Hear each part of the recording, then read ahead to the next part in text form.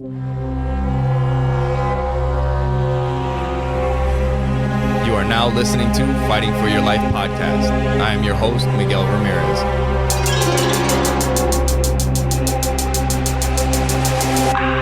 And on this week's episode, we have the founder of the Hotbox Street Beefs venue in Arizona, Wero. Welcome to the show.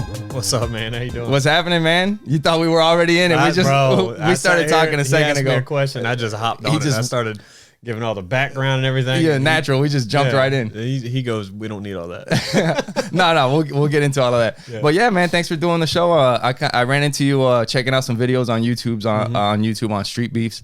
I've been watching Street Beefs for like years, and I was telling you that I kind of came across a video that looked like it was like dudes fighting in the desert. You know, like just a dirt floor, pallets, and I was like, that looks like where I live in Arizona. Yeah. And then I hit you guys up and connected with you. So yeah, welcome. That's it's in Mesa, Arizona. The Hotbox is.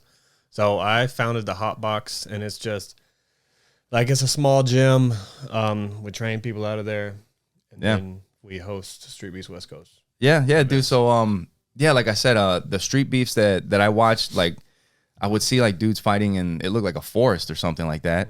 And then just the backwoods of Arizona, or Virginia. In Virginia, that's where it started, And like when I saw the guys fighting in the desert, I was like, man, that looks like it could be anywhere around here. And it turns out it's like right here, not far from where I live.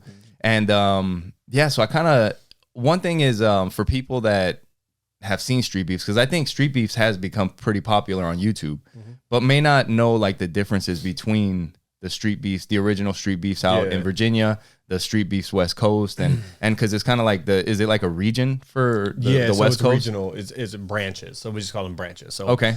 The one in Virginia we call the OG branch, because that's been around 15, 17 years, something like that. Faye started that one, and then a couple other people decided they wanted branches to start them up. So Fire Chicken runs the Scrapyard branch in Washington State. Okay. And then Cody Beck runs he goes by Nasty Native. He's a pro fighter now, but he runs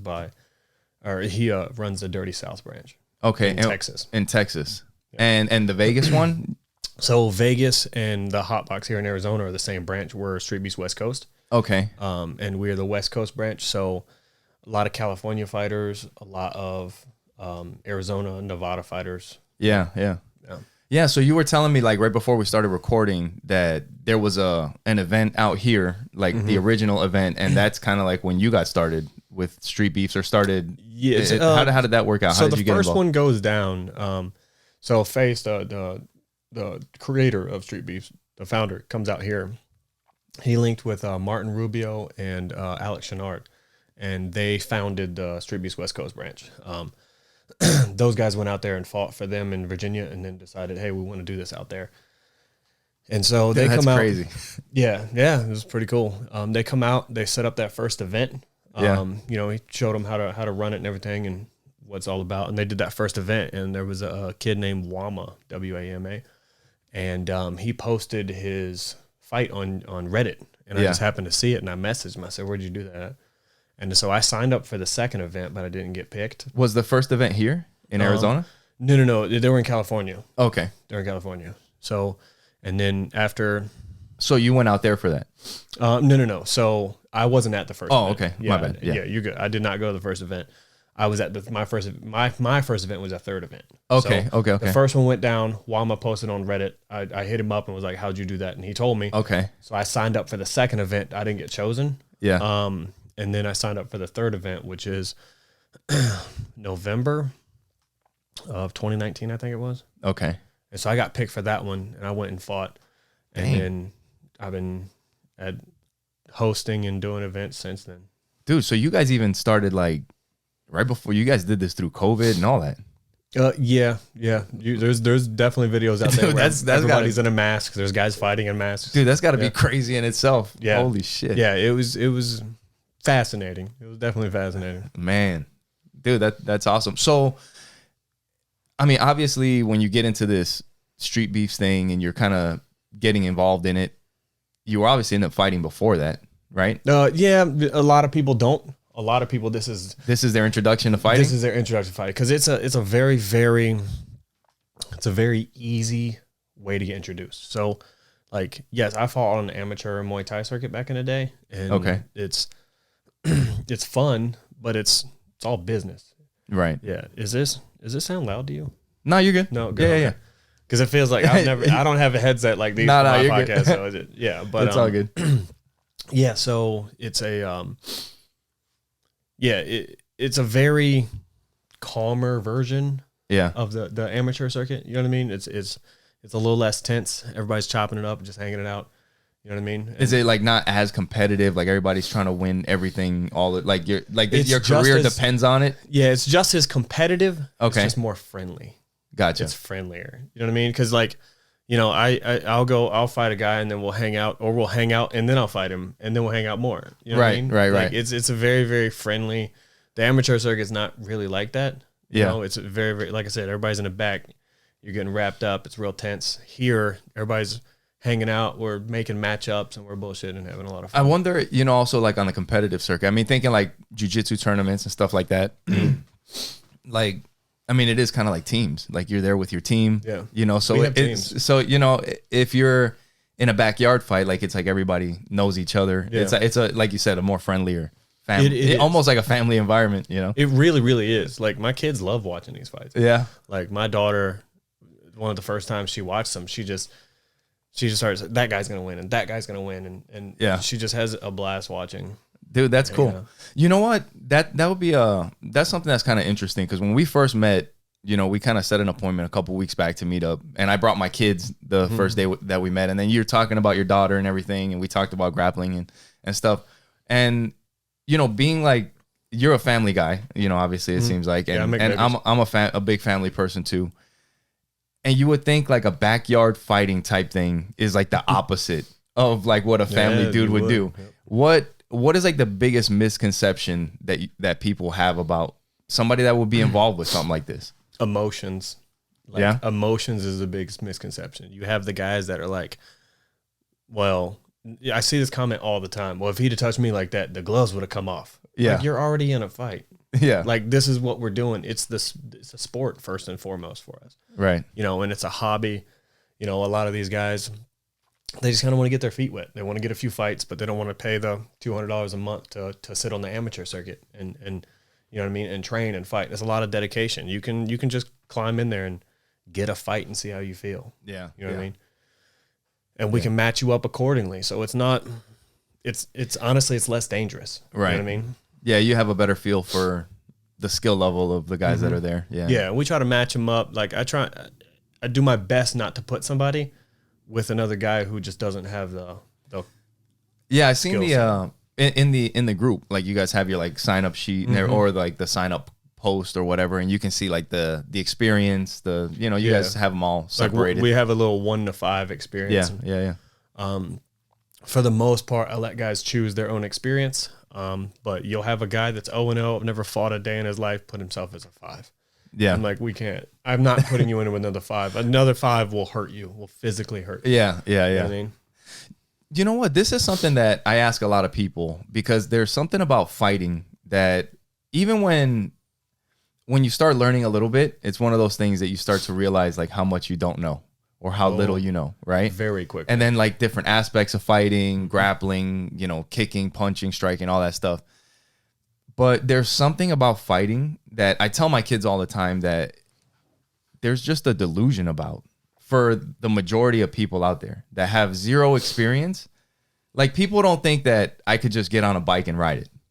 Yeah. You know what I mean? Yeah. But for some reason, fighting is something that, dude, I go crazy. Do you know what I mean? Yeah, getting on a bike and riding, it's not emotional. Being able to protect yourself when somebody else is imposing their will on you, it's a very emotional situation. That makes a lot of sense. And a lot of people are so afraid to lose that. Like, that's like a primal thing, right? Yeah, if you're a fighter, you're going to lose one. You know what I mean? Right. You're going to lose one. Even Mayweather, 50-0. You've lost in the gym. He's lost in the gym, and he put that work in the gym so he doesn't lose in front of the public. You know what I mean? Right. But you just have to get past that heavy emotion and recognize what it is. You can use that emotion, you know, the fear, the adrenaline, you can use it. But you can't let it talk you into situations you can't fight out of. Yeah, those like you said, the emotions, man, because there's something about that I mean, you just run into so many people. It's like, oh, I would, I got, and they just, I'm like, where does this confidence come from? Like, you don't even train. And we see it all the time. And I can't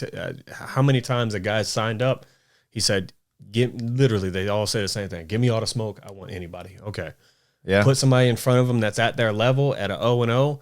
Both of them are exhausted and dying at the end. Yeah. And they come back better, though. Like, you always get that guy with that first fight that's extremely humbling. But if you come back, then you realize what you got to work on. And there's some guys that their first fight was just flinging their fucking arms everywhere. And their second fight 6 months later, they come back and they're legitimate boxers. Nice. Yeah, shout out Prodigy. Nice. That's right, dude. I want to ask you some of the guys that we need to look out for. Yeah. But speaking of that, I watched this video. I wasn't gonna. This just kind of came up. I was watching this video on the Facebook, one of the Facebook reels, and it's exactly that. There was this one kid that knows. I think he was like 1-5 on the in the Street Beefs West Coast, and this other kid that doesn't know anything, and he just wanted to like see what's up. And I think the other kid throws one punch, he slips it and cracks him, and the next comment is like, "Bro, it's different. It's different, bro." Like because he knows, But that's exactly what you're talking about. Prince KT reel. I think so. Yeah, dude. Prince KT. He's here. Is he? He lives within a few miles of us right now. He's a cool ass guy, but you always have those guys that are like, I want to know what it's like. And his opponent that day he wasn't being malicious. He just you could tell. It was like a friendly. Yeah, and he just cracked him, and it's like, yeah, it is very, very, Like I had that 12. 15 years ago when I first started training Muay Thai. Yeah. Some of the most dangerous people I've ever met were in that gym. Yeah. And most unassuming guys too. Little short dudes, 5'6", you know what I mean? But just the most dangerous dude. Like, just crack you. You really think of dangerous people as big. Right. But these guys aren't. Right. And then I've been humbled over and over and over on the ground. Yeah. Like over and over and over on the ground by jiu-jitsu guys. Like, it's crazy. So it's emotional though. Yeah, emotional. For sure. No, that's definitely a good way to think about it. I had told you I wanted to watch this video with you for people that listen to the podcast that maybe aren't aware of Street Beefs or what it is or like kind of how it got started. I mean, we were kind of talking about earlier. I think if I'm not mistaken, like the original ones was just kind of like settling beefs in the street instead of like doing violent things out in the street. You could just handle it, throwing hands the way we used to back in the day in the gym, and then leave it at that, Yeah, just the guns down, gloves up. So like, there you go. Let's not shoot each other. Let's just catch a fade real quick and be about our business. And that's it. Yeah. That's all it is. Yeah. And then it turns into amateurs wanting to test themselves, and like you said, just people wanting to find out. Yeah, because it's like as a man, we all have that. We all sit around and imagine the scenario where we're eating breakfast with our kids. And a bunch of ninjas break in. You got to defend yourself. Like, what would I do? Yeah. Like you're in. You've seen the movies, just like John Wick. You know what I mean? It's funny. I seen like one of these meme things or whatever, and it's just like two dudes crossing paths, and it's just like what's inside each other's mind. Yeah, it's like the same for both of them. I'll fuck that dude up. And we do it. We do it. Right. Like and I don't think there's anything wrong with it as long as you're not running around just being an asshole to people. Right. Because you can. Yeah. There's nothing wrong with it. We just naturally do that. But dude, let's check out this video of a scrap that you guys had in your backyard. Check it out on YouTube. It's called Men Leave Each Other Bloody. Let me turn it up here.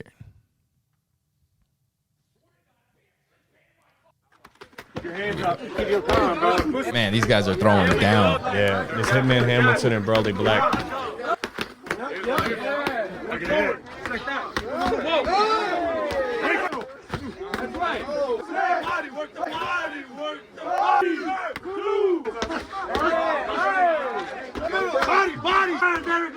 Oof, knocked his mouthpiece out. Man. Like, so the shorter guy right there, not in the orange. Yeah. He's a light heavyweight champ out in the OG yard right now. Oh, really? Like, okay.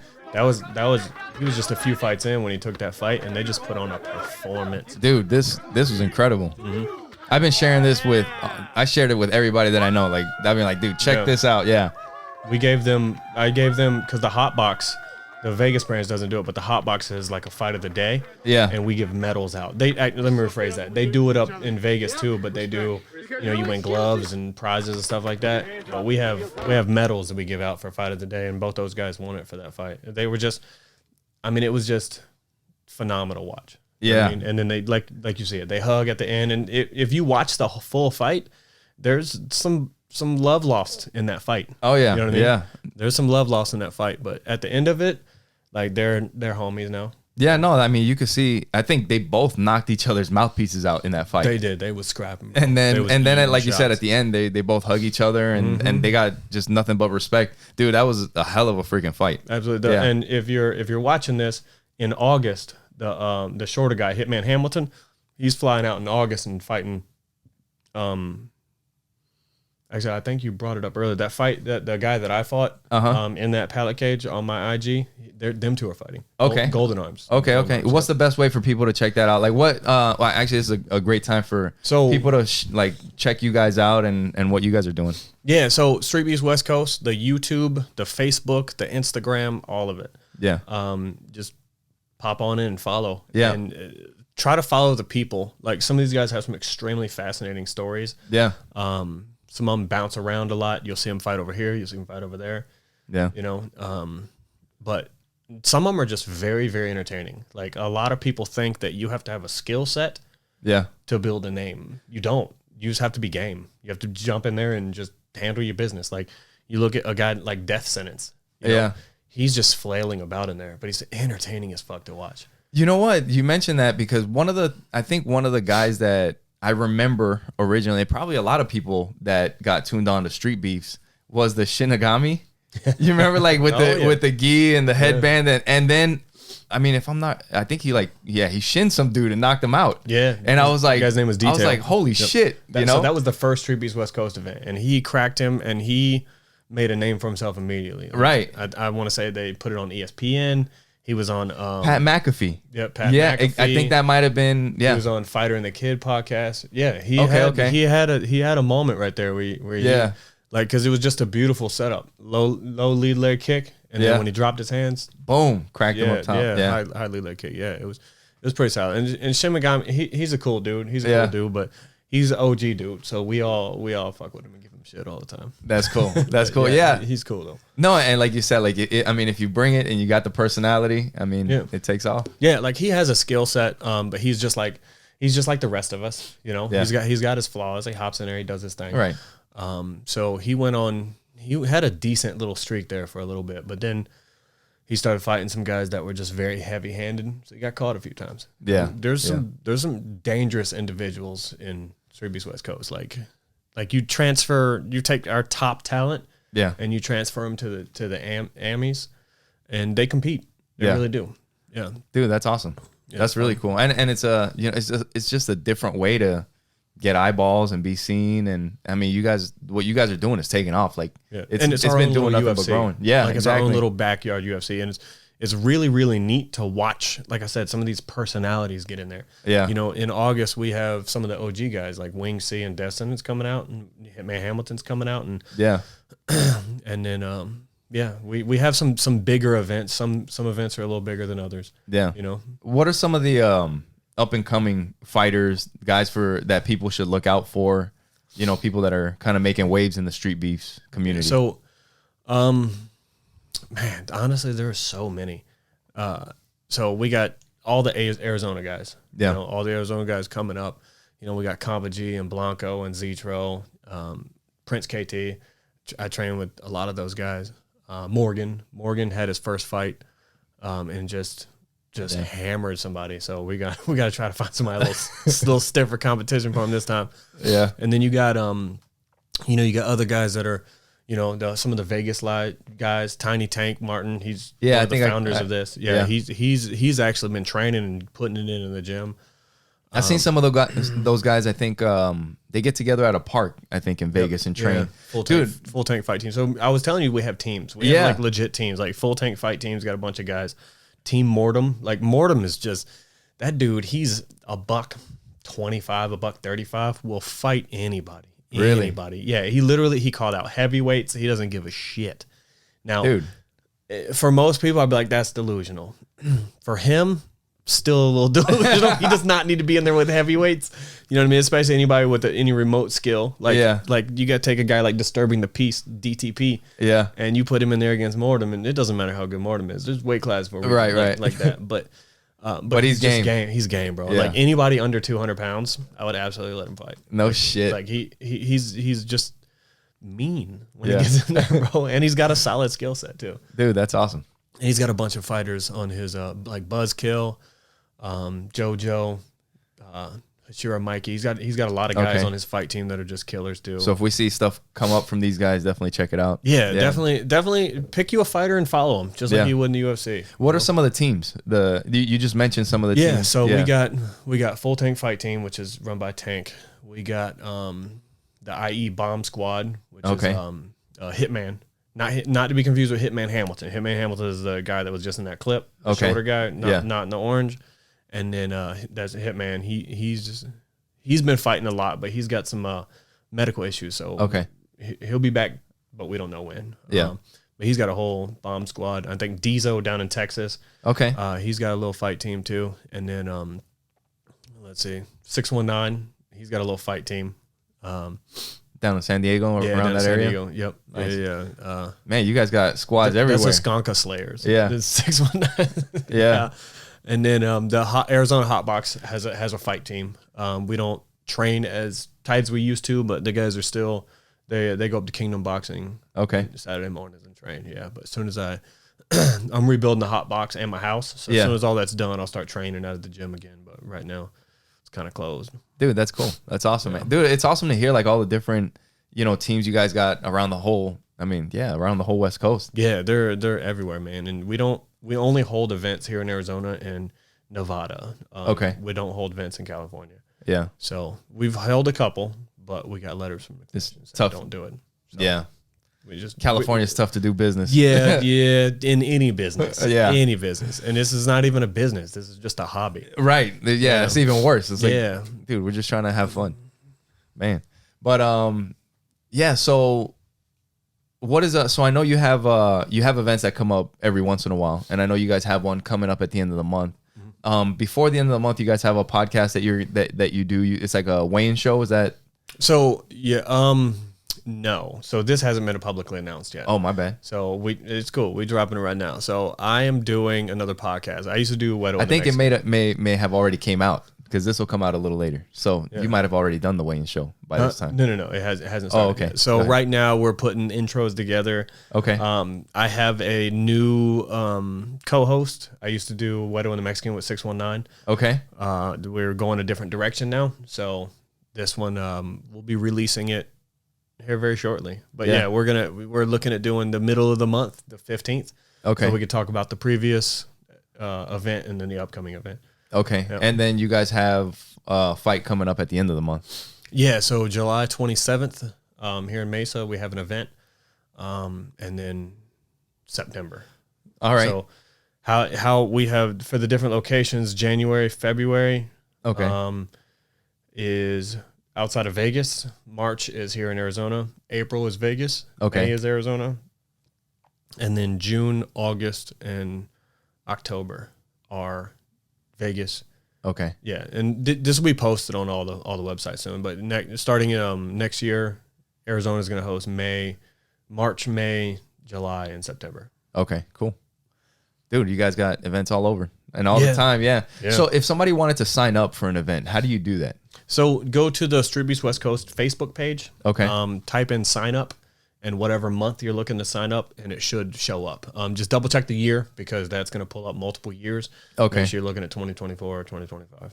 And the type of events, because I know you guys do boxing, but do you guys do I've seen kickboxing also. Yeah. Do you guys do any grappling or anything like that? Yeah. We have MMA fights and all kinds of stuff. We do not do straight up grappling because we all fight on sand for the moment. I have noticed some of the other branches been getting mats and pads and stuff. Mats and pads and stuff. So we might go that direction. We might not. I'm not 100% sure. But that's the majority of guys do boxing. One, because it's easier. You don't, for 3 2-minute rounds of boxing, you don't have to train that much for the cardio. Right. You know what I mean? For 3 grappling rounds, it's a little bit more. Yeah. It's a little bit more. And I guess if you don't know anything and you go against somebody that does know, I guess it's harder to watch two people that don't know any grappling at all. Mm-hmm. It's not. It's actually more fun watching two guys that don't know how to grapple because it's just one scramble from. It's just a big disaster. It's just a clusterfuck from start to finish, and it's a lot of fun to watch that, dude. You know, but then you take a guy like me who doesn't have any grappling, and you put him against a guy who has grappling. You know, that happened to me last August, about a year ago. I fought Cancer Kenny, and he's like a blue belt in BJJ, and I don't even have a belt in BJJ. Like not even a white belt yet. Yeah, so if you're not used to getting grabbed, then and I did do some jujitsu training with the guys in the gym and everything.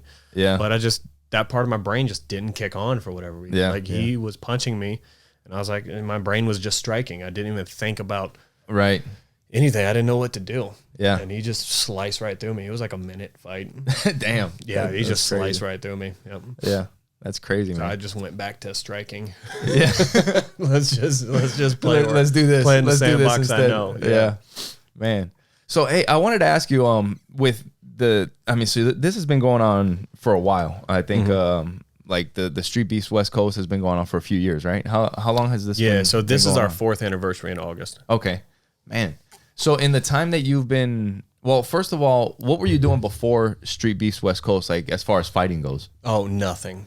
You didn't fight at all? No. I mean, in 2012, 2013. Oh, yeah. I had 8 Muay Thai fights. Okay. So you had trained a little bit. Yeah. And then I quit. I didn't kick a pad or hit a pad. How long did you train for before that? I trained for about 6 months, started taking fights and fought and trained through those fights, 8 fights till 2013. So a year and a half. Okay. Wow. Okay. So you trained and fought for a year and a half and then stopped. And then stopped. Yep. And then got into volleyball and basketball again. And then got into the Street Beefs thing. Damn, yeah, got into the Street Beefs thing. So I was getting old. And I saw Wama post that, and I was like, "Fuck, I want to do this one more time. Like I just want to hit somebody one more time. You know what I mean? Yeah. And not go to jail and just have a nice, like adrenaline rush. Because I mean, if you look in the video of me that first fight, I'm a chunky little shit, man. Where can people find that? Can people find that online? Oh yeah, you can pull it up. Street Beefs Wero. Okay. It's when I fought Jet. Yeah, you can see in that first picture when I'm leaning up against the cage, I'm just a chunky little shit, and I'm fresh off the couch. I was doing drugs and smoking weed every night. Yeah, let me see. Yeah, that's Punchline. Dangerous. That's probably my most famous fight right there. Yeah. It's in here somewhere. Yep, right there. So that's my first fight with Street Beefs West Coast right there. Okay. Yep. Jet versus Wero. Yep. Wero. Make sure you guys check that one out. Yeah. But yeah. So I kind of came in and I did my thing, and I was suffering from an upper respiratory infection at the time. Yeah. So I knew, like, people were like, "What's the game plan?" I'm like, throw some hands. Try to knock him out in 30 seconds. If not, he's going to tune me up. And then that became part of my brand. Like the drinking and the smoking and the hanging out just became part of my brand. Yeah. So I stuck with that for 2 years, 3 years almost. Just showing up, not training, drinking. Going for it. Like if I needed to be in shape, like if I needed to be 180, I got to 180, or whatever my weight class was. But yeah, it just kind of became part of my brand to just fuck off and have fun and get in there and like give you a round at least, Yeah. And as of my last fight was supposed to be in April. I trained for about 2 weeks. Yeah. And really paid close attention to what I was consuming and not consuming. And so it's changed a little bit over the years. A little bit. Yeah, man. I can't. It's so stressful showing up to a fight. Yeah. Not knowing for sure you're not prepared. Knowing, hey, I've got 30 seconds of being aggressive, and then I'm just a bag that somebody gets to hit. Right. You know what I mean? Yeah. So I trained for that 2 weeks, and we got in there for about a minute. Yeah. Him and I did, because he was sick. He wasn't feeling well. And at the end of the day, he was like, hey, I'd like to at least give you a minute. And I was like, I'll take it. Yeah. So, but this next fight in July, I've been training for. I'll be prepped for. Nice. Yeah. So it's just stressful. So you're fighting in your own backyard. Oh yeah. Holy I do shit. that sometimes. Yeah. Yeah. That fight that's on my IG against Golden Arms isn't. Okay. Yeah. Dude, that's crazy. It's tough. Yeah, It's tough. I bet. Man, no, I've had an experience in jiu-jitsu where like I wasn't in it. I signed up for it, kind of like you were saying. I had to be 168 the day of the match, and I was 168 the day of the match. But besides that, like I would show up to training here and there, but my head really wasn't in it. Like I knew I wasn't ready, and that's kind of how things went, you know. Yeah. And like you said, like at the end, I just felt disappointed. At the end, I'm like, dude, that's just like that's not me, you know. Yeah, but like mine was more of it was that pride thing. It was the ego thing. I wanted to see what I could do. And they're like, can I knock somebody out in this 30 seconds? Yeah. Like without no training, no nothing. And the answer 7 out of 10 times was no. Yeah. But 3 out of 10 times? Maybe. It was. Yeah, literally. That's I'm dude, that's I'm 3 and 7 right now. Yeah. Yeah. Dude, that's crazy, man. Dude, so doing this over the years, I'm sure you've kind of come across people. I mean, I was kind of thinking about this before. Like I played football as a kid, but then when I was in the military, I played football as an adult, and that was a little bit different than high school because you start getting people that are playing because they love football. But I remember one of the sponsors for the team was like a 40-year-old dude that was an attorney. Yeah. You know, but he was also a defensive end, like cracking skulls on the weekend, you know, and I'm sure you've kind of ran into all kinds of people because fighting is one of these things that just, it attracts everybody, it does. You know? So like, what are some of the like craziest people that you've come across, like that you just wouldn't expect out there fighting in a backyard? That you wouldn't expect, like WA comes to mind. He's 51, 52 years old. Yeah. Best cardio of probably anybody in Street Beast West Coast. Really? Like he'll put in 3 hard rounds of Muay Thai, kickboxing, boxing, whatever. And you know, him, Coyote too. Yeah. And they're just not breathing heavy. Like they just get out of 3 just blistering rounds. Yeah. And they're just talking just normal like this. Yeah. It's insane. It's like a walk in the park. They do this all the time. You know, he's a middle-aged white dude, owns businesses. You know what I mean? Like you just wouldn't expect him to be in there just with some of us. You know what I mean? Right. Like he has like financial and emotional stability. That's what the hell are you doing exactly here? Like, why are you here, bro? And yeah, when you have stability in your life, it'd be cool to talk to it. Like, be like, dude, what is going through your head? You know what I mean? He does it because he was a Muay Thai fighter back in the day. Okay. I want to say he fought in Thailand, but I can't remember. I'm pretty sure he did. Yeah. And he's just the calmest, coolest dude, you know? Yeah. And when like I hate sparring him though, because he has the cardio and the skill set to just laugh in your face the entire time he's beating you up, and there's nothing. It's like play with you? Yeah. Yeah, he just but I like to put him against new guys. Yeah. You know, like some of the new guys, I like to put him against new guys because he's not out here killing people. Right. He's very, very attuned to what, you know, where his role is. You know what I mean? Right. And I'll put him against a new guy, and I love doing that because he's got the cardio. And you know, you want the new guys coming in to understand if you can't breathe, you are helpless. Right. You're legitimately helpless. Yep. You know, I have fights where once I get to where I can't breathe, I'm done. What is that? Cardio? What is the cardio makes cowards of us all? Yeah, it does. Yeah. I hate doing cardio, but here we are. I'm doing it again. Yeah, yeah, exactly. No, I mean, in jiu-jitsu, I've had that experience where you just start getting tired and you want out. Like you want out, and it's like, I mean, I know I'm not supposed to leave this out, but it's like, get me out of this position. Yep. And at least I could breathe a little bit and try to catch my breath. But I mean, yeah, that cardio, if you can't breathe, you can't think, you can't do anything. And that's literally the greatest thing about martial arts. Ever. If you're in a controlled, safe environment, that is some of the best struggle you can be in, because struggle is what builds character. Struggle builds people. And if you're, you know, especially with children, like I'm sure you've seen it with your kids. I saw it with mine. Like I get them in there and I get them hitting pads, and hitting the bag and just critiquing their form over and over and over again. And it's frustrating for them. You can see them, you know, like my youngest daughter, she's 6. She just gets pissed and starts hitting harder. You know, my 10-year-old daughter, she struggles a little bit when she wants to be good at it. So it gets in her brain a little bit when she misses.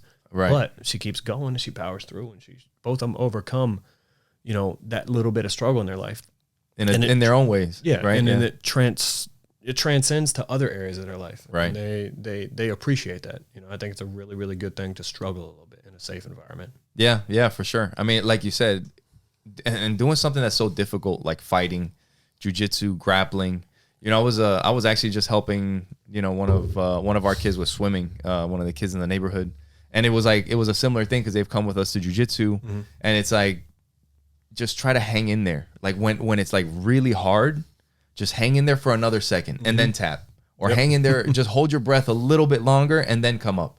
But just like consciously try to hang in there, because the more you do that, then, you know, that's when you start making that progress, you know? And then life everywhere else gets easier. Yeah, dude, speaking about kids, I'm sure the backyard fighting, there's probably 18 or what is what are the up. We'll let you in the cage 18 and up. Do you get interest from younger people wanting to do it? Yeah, all the time. What is the youngest that have wanted to get in there and scrap? 16 normally. Like, I mean, I'm sure there's other kids, like I'm sure other guys have kids that want to get in there young.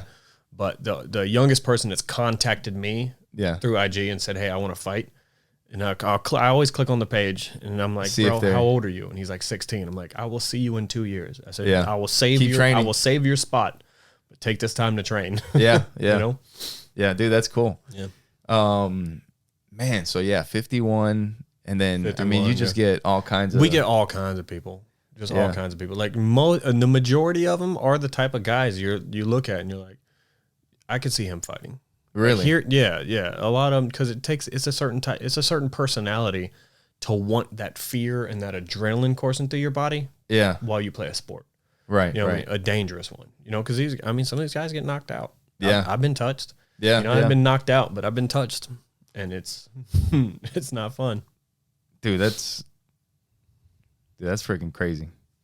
Yeah. That's there's just something about fighting. It's just like I mean, since the beginning of time, you know, when people were grunting, you know, you have a problem, you just slap the next guy. It's the testosterone. You know? It just makes us want to compete physically in things. Yeah. And fighting another man is just the competition. Like it's the height of that competition. I mean, yeah. So what do you think for the future of what you guys are doing? Like, what I know you guys, a big part of it is to get eyeballs on people, to like help the guys that want to grow this into something else, or just kind of get their stuff out there. Like, what is the plans for like the Street Beefs West Coast and Street Beefs in general?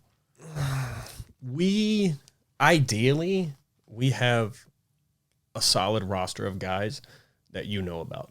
So instead of, like, for instance, I walk in here doing a podcast with you, instead of saying, tell us some guys, it's more of, hey, I know everybody these guys. knows these guys. Yeah, I want some of these Street Beef fighters to be household names. Yeah, you know, not me. I'm not good enough to be a household name, but like you take guys like Coyote, 619, Mortem, you know, Prodigy, and put some shine on them. You put some shine on them. You know what I mean?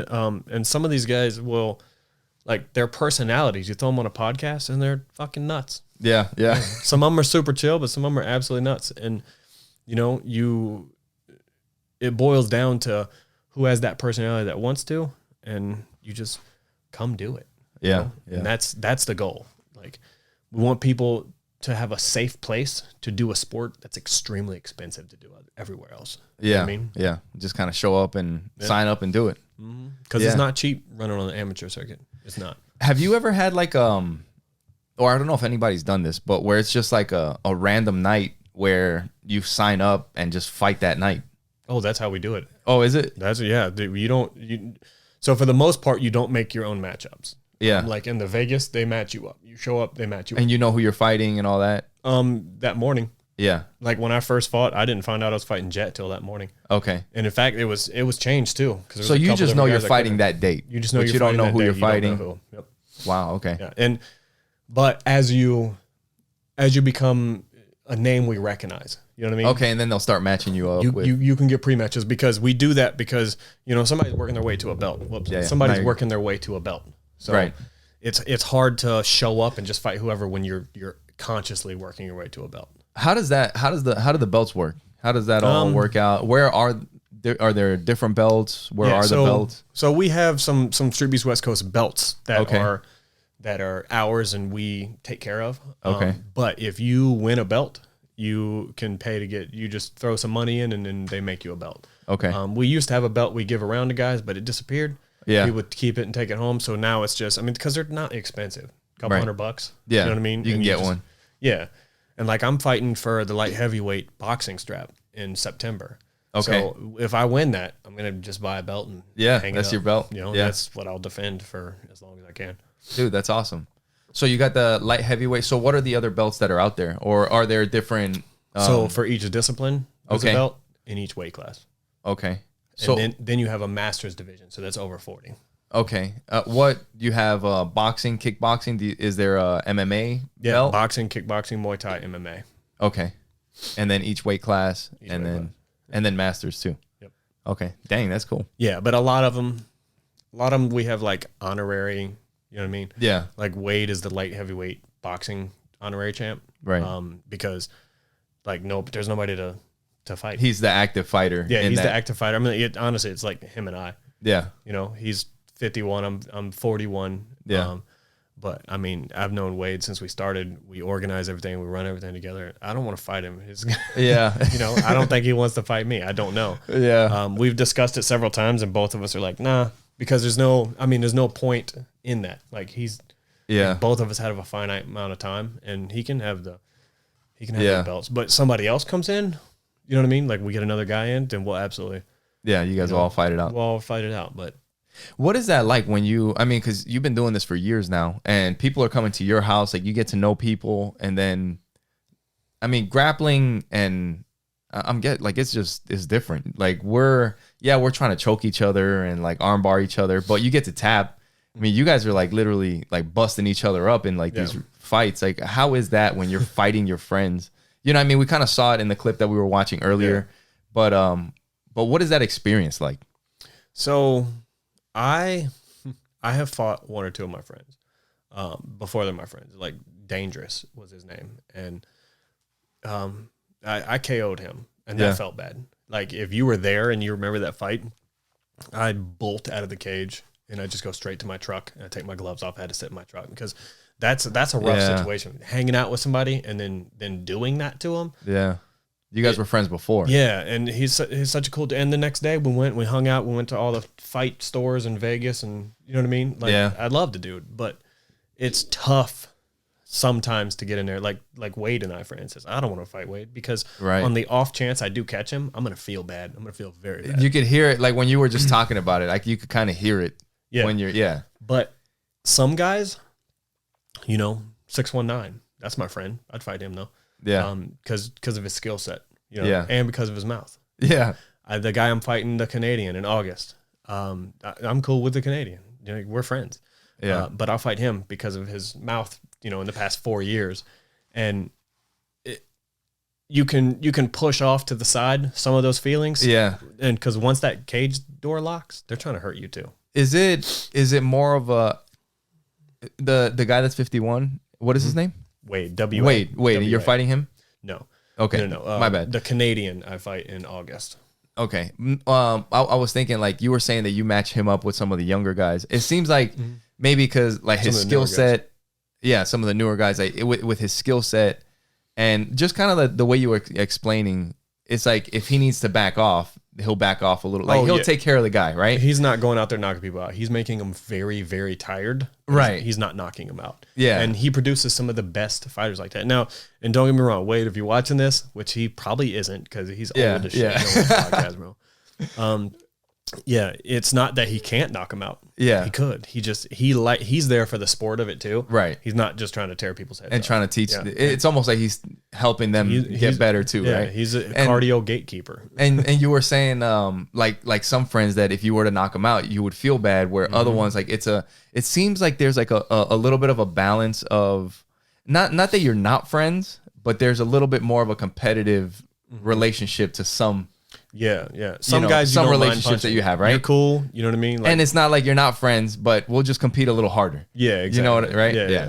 Yeah. That's and it's fun. It's just a different relationship that you have. It is. It reminds me of I don't know if you've seen this. There's a series on YouTube called Daisy Fresh. It's a grappling team. These guys that bought out a laundromat. And they just lived in they put mats down where all the washers used to be. And it's just like guys that didn't, like if they didn't have a place to, like they lived there. Yeah. And if they didn't have a place to go, to live, to train, like they don't know what the hell they would do. Yeah.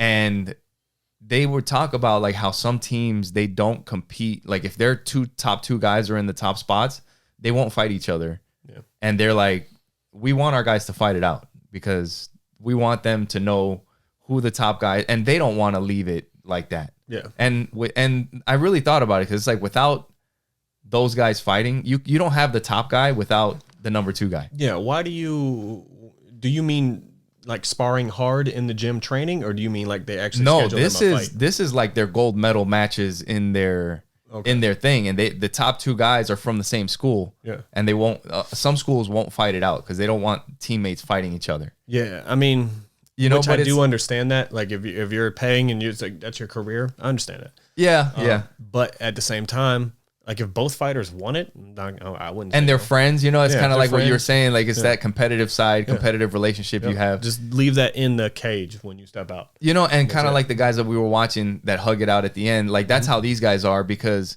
the number 1 guy knows who does he train with the most to get to that number 1 spot. It's the number 2 guy. Like they're fighting at the gym.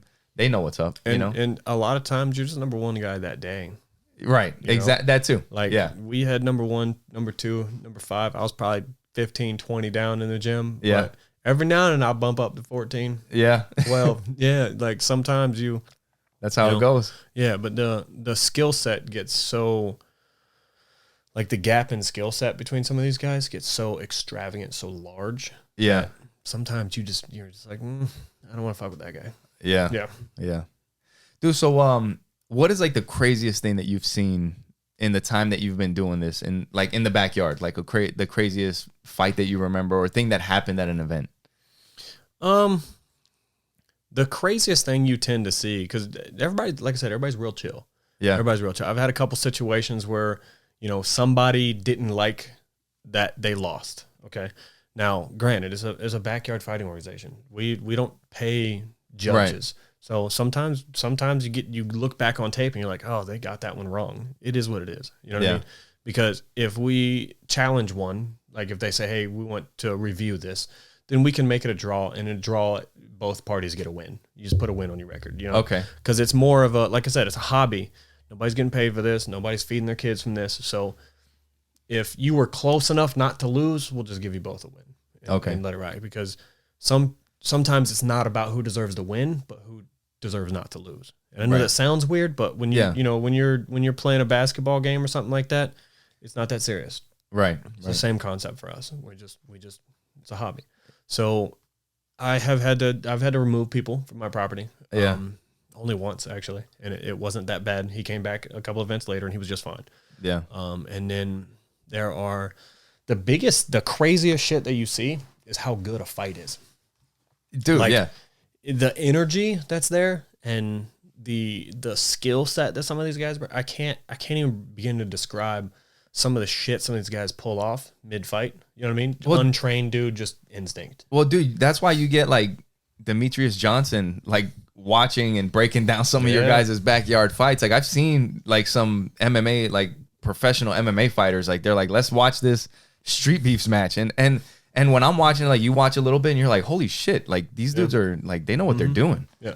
Part of what makes it so fun is taking DJ, for instance. When he's in a fight with somebody, his margin for error is very, very small. Yeah. When you're out here fighting professionals, your margin for error is very slim. Yeah. You get knocked the fuck out very quick, or you get drug into deep waters and you're done.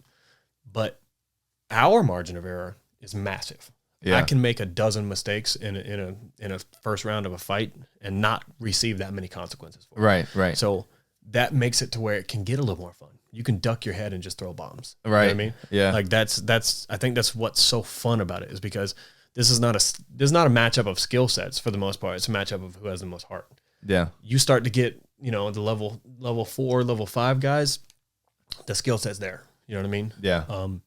But it's not the determining factor a lot of times. Yeah. It's just the grit. A lot of these guys are just like willing to keep swinging. Yeah. Like Big Daddy William is one of them. If you've ever seen a Big Daddy William fight, the dude has no give in him. You know what I mean? Like I watched Coyote beat the shit out of him for 5 rounds and he was still just dangerous. He's still like the guy that you just still don't want to drop your hands against. Yeah. You know what I mean? As long as he's all up. Heart. Yeah. All heart. Yep.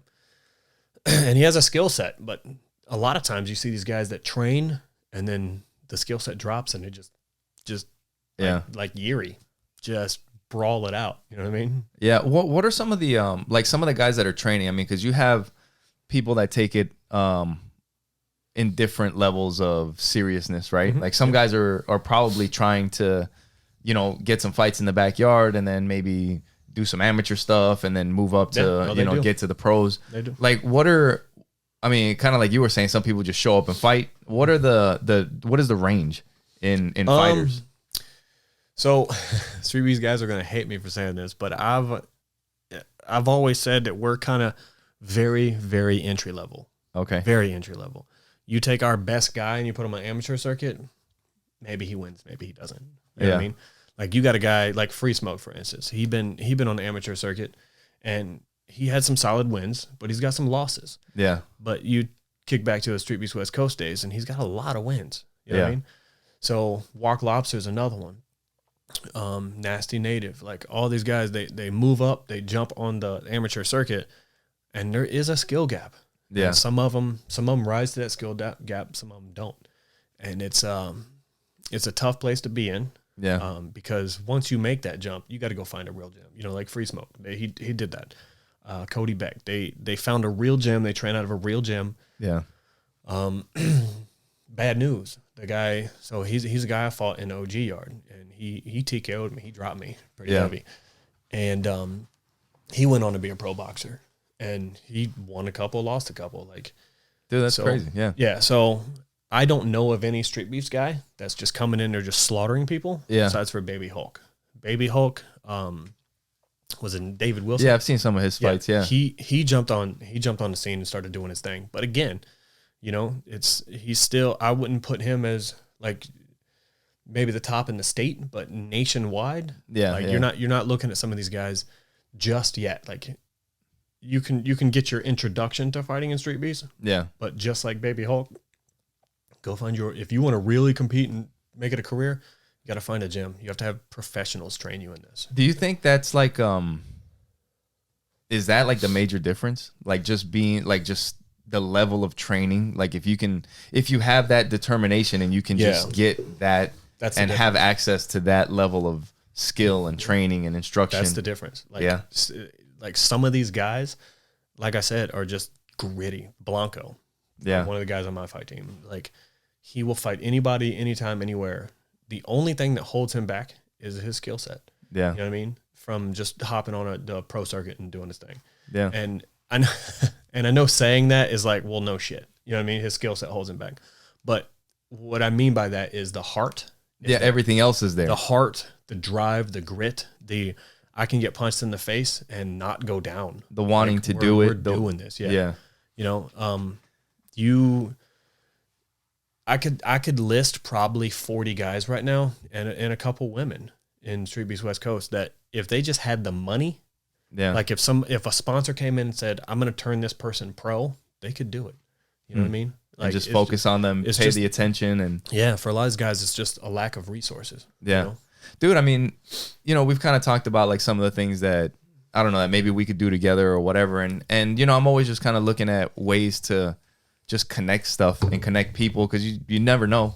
You know, if anybody's listening that maybe is like a boxing trainer or whatever, like I'm sure it's all about getting better at the end of the day and learning and, you know, shit, hit us up, hit Wero up and, you know, man, like it's always about, if you want to train some guys. Yeah, train.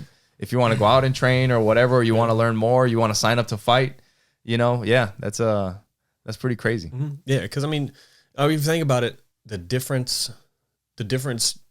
in the skill set is just muscle memory. Right. That's it. Like you create that muscle memory, you create that reaction, speed and timing. After that, it's just heart.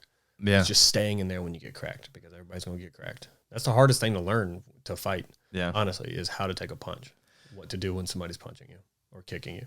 Yeah. That's like Tyson says, everybody's got a plan until they get punched in the mouth. Right. And they do. And I've had plans and got cracked and be like, well, that's out the window. You know, I try to be like very realistic when it comes to fighting. And that's like something even like practicing because jiu-jitsu is the only thing I do right now. I used to train boxing for a couple of years, a little bit as a kid. And I did Taekwondo as a kid and my dad was a fighter. But even like doing jujitsu, I know a lot of times people get very tribal, and it's like, well, you know, like I'll just grab them and do this. It's like, yeah, but I have a feeling that if you're not used to getting punched in the face like on a regular basis, and somebody hits you, it may throw some shit off. You know what I mean? It does. The only people I will say that doesn't really count for is like straight up collegiate wrestlers. They're like they're a different animal, fucking breed of human being right there. Yeah, I know. Because what they put themselves through, and what they put themselves through just for the fun of it, is. Because here's the things you got to understand. As a striker myself, like I was never like I never disrespected the ground game and said that ground game doesn't matter. Right. My thing is, if you get me on the ground, I'm pretty fucked. Yeah. And you know, my first MMA fight, he got me on the ground very easy. Yeah. He just slipped 2 of my punches and just took me straight to the ground. And you think, you know, as a striker, unless you're an extremely high caliber striker, which I'm not, I'm bare bones basic at best. You get a guy like Poatan right now, you know, Alex Pereira. Yeah. If you're gonna shoot on him, there's a knee coming at you somewhere. Yeah. There's something that you have to be aware of. A guy like me whose main business is striking, but I'm just mediocre at best, you can pretty much just shoot on me anytime. Chances are I'm not going to get my knee up fast enough. I'm not going to get the uppercut up fast enough. Something. Right. Like you said, that margin of error, right? The margin of error is just, there's a lot of it. Yeah. You know what I mean? But once you shoot, I have no takedown defense, and I try to be aware of that. Yeah. But at the same time, I don't want to train it. So what am I going to do?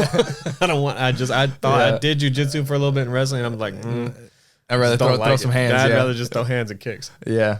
Dude, you had mentioned women. Do you guys have women that fight in the backyard? Mm-hmm. Yeah. Not a whole bunch. Yeah. We get a few here and there. Dude, that's crazy. You know, we're kind of coming to the end, but I wanted to ask you, like, what is something that most people, because I think when you think of somebody that's willing to sign up to fight somebody in somebody else's backyard or in their own backyard, people might have people judge everybody all the time, right? I think that's just right. I mean, I think that's just kind of human nature. Yeah. But you just, like, the more you live, like, you just never know. And doing stuff like what you're doing, I think you kind of start, like you said, meeting a 51-year-old business owner that at a certain point you're just kind of like, shit, man, you just never know. Yeah, right. You don't. So like some of the stories I've heard from some guys. Yeah. Nuts. What do you think would be one of the biggest misconceptions about somebody that's willing to get in a backyard and fucking throw hands with somebody else? Well, that we're all crazy. Like that, then that crazy bleeds over into the rest of our lives. Like something's wrong with you. Yeah. So do we have ex-felons that did a decade and come out and fight for us all the time? Absolutely. You know what I mean? But do we have just those normal people who just like that feeling? Yeah. Yeah. Like the crazy that it takes to and I say crazy because it's not normal. You know what I mean? Like, what, 1% of the world are fighters or something like that? Right. It's not a normal thing to want to get in a cage and fight another human being on a planned date at a planned time. It's not normal. Yeah. And it's another thing to be willing to do that in somebody's backyard. Like, you're not in the UFC for free, getting millions of dollars. You're like, I mean, there's no other way to say that you really, like, genuinely love this shit. Yeah. Like, that's the question I get asked every time. How much you get paid for this? Nothing. Yeah. In fact, it costs me money every time. It costs me money to host the events, and they're like, well, okay, well, who's getting the money from the views? The branch does. You know what I mean? I don't think you may not understand how views work. It's not no, it's a couple $100 a month, and it literally goes right back into like making the trophies and doing the live streams and all that stuff. You know what I mean? It's not a lot. Like, it cost me tons of money to do this, but I love it. I like it. I like seeing a guy come out for his first time, throw some hands, get that feeling, and fall in love with the sport. Yeah. Yeah. So you were saying, like, I didn't mean to cut you off, but my bad. That you guys might be, like, crazy, or whatever. So you that's the preconceived notion, right? People who want to do that are crazy. Like, you see a guy doing a wingsuit, I look at him and go, that motherfucker's crazy. Right. I'm not jumping off a perfectly good mountain, right? Not happening. But you see that dude and you're like, that guy's crazy.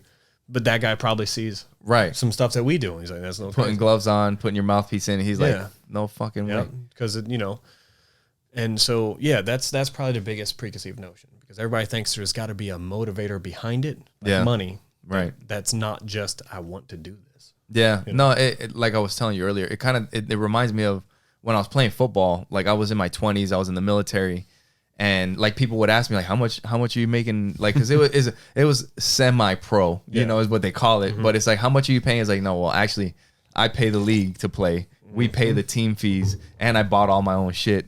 He's like, yeah, I really do love playing this stuff, you know? So yeah, it, like, if you have a passion for it, that's the only way that you would be out there doing that stuff. Yeah. And like I said, it's like one of those, the most primal thing. Like there's just something that attracts everybody, regardless of how much money you have or whatever. I mean, I think there is something about the more money you have, maybe you're a little bit more comfortable, and maybe you wouldn't be as drawn to it, but there's always those people. You know, well, you have like, can I do this? Right. There's a lot of those people. Right. I get a lot of those guys show up. Can I do this? Like, and a lot of those guys drop before the fight. Like if you don't have a passion for it, we get, I'll sign up 100 people and about 40 of them will drop within a week. Like starting this coming week, you'll start getting I'll get a lot of drops, and last week I'll get a lot of drops, and that's fine. Yeah. Doesn't bother me. It used to, but then you have a lot of guys and be like, hey, those guys are fucking soft. Like, sign up for a fight and do it. But everybody competes their own way. You know what I mean? If you sign up and drop out 4 or 5 times, we don't like that. Yeah. Especially if I'm pre-matching. You're wasting my time. Just right. wait till you know for sure that you're ready. Commit to it. And just commit to it. And, because it's scary. Like, I've got 19 fights. There's not a single fight that I've been in where I wasn't nervous before the fight, what I mean? And everybody is. Right. Once you lose that, you're either really, really good or you're a little delusional. You think you can't be touched. Yeah. Everybody can be touched in there. Yep. So crazy. But yeah, man, last thing before we get out of here. The name of the show is Fighting for Your Life. And I mean, that's something that you guys do. I mean, you street beefs, and kind of how this thing started was literally people that were, scrapping in the streets, settling beefs, maybe killing each other. Like when you hear Fighting for Your Life, because that means something different for different people. Yeah. Some people needed to like just get their mind off of stuff. For some people, they literally fight making a living. Like, what does that mean to you? Like when you hear Fighting for Your Life? For me specifically, in my personal, my life, my reality, it's fighting to maintain balance in my life. Yeah. Like if I don't have a balance of everything, like a work home life balance, all that stuff, then every part starts to suffer. So if I'm not fighting, if I'm not at least training to fight, then it throws everything else out of balance. Yeah. No, definitely. I think I'm at a point in my life too where I think maybe it's you get a little bit older and you start kind of seeing like what you're talking about, that balance that you have. And when you have a little bit too much or you're kind of imbalanced in any other area, it just kind of throws everything off. And you got to have that certain amount of fight in you, right? Mm-hmm. And as a man, I feel like it's just testosterone. It just makes you, like, since we're children, like you give my son something when he was a kid, my daughter, my son's going to break it. Yeah. Just to see, just to feel it break. Like we have a innate violent streak in us. Right. Yep. And it's just always better to channel that intelligently. Yeah, in a good way. Yeah, man. So last thing before we go, what's the best thing that people can do to follow you? Next things to look out for? Where to check you out? So the Arizona Hotbox, the AZ Hotbox is on IG. We don't use it often, a whole lot, but starting next year, I'm going to be doing 4 events a year. So we're going to start. What should they search on IG? The AZ Hotbox. Okay. Yeah. Street Beefs West Coast on IG also? Street Beefs West Coast on IG, and then SBWCWERO, Street Beefs West Coast Wero. Okay. That's my IG. So if you guys want to show up and do some fighting, we don't allow public spectators. Okay. Like I said, you can show up for the you guys can watch through me. I'll post some stuff. Yeah. But as far as just spectating, we don't allow that. Like I said, because it is what it is. It's emotional. So if we don't know you, we got to get a feel for you. Yeah, for sure. Yeah. But yeah. If you guys want to sign up, make sure you guys look them up. Also on Facebook, Street Beefs West Coast. Yeah, Street Beefs West Coast. There's also the group if you guys want to sign up. Look them up. Look up Wero on YouTube. Also, make sure you follow the Street Beefs West Coast on YouTube. Follow us. Yep. Heart in the Fight. So if you want to, Heart in the Fight is like the ESPN of Street Beefs. Okay. Like, And where is that? Or Heart, Street Beefs West Coast. Heart in the Fight. Heart in the Fight. Yep. On IG. On everywhere. On everywhere. IG, YouTube. Yep. Heart in the Fight, IG, all that stuff. And that's where my producer Daniel Castillo. He's doing the intro and all the stuff for the new podcast right now. So stay tuned to that. Yeah, cool. And I'll make sure that I post a link to all of this stuff on the YouTube channel. They allow us to post all the links, and also on the if you're listening to this podcast, I'll have the links to stuff on there too. Okay. So wherever I can put it, I'll put it on there. And yeah, look out. You never know, I might be out there doing some stuff with you guys and posting some stuff, working together here so that we can all kind of grow and spread what Street Beefs West Coast and the Street Beefs community is doing. But yeah, man, thank you for being here. Really appreciate you doing the podcast. We'll definitely have you on, have some of the guys on here too. And yeah, we'll talk to you guys next time. Bye.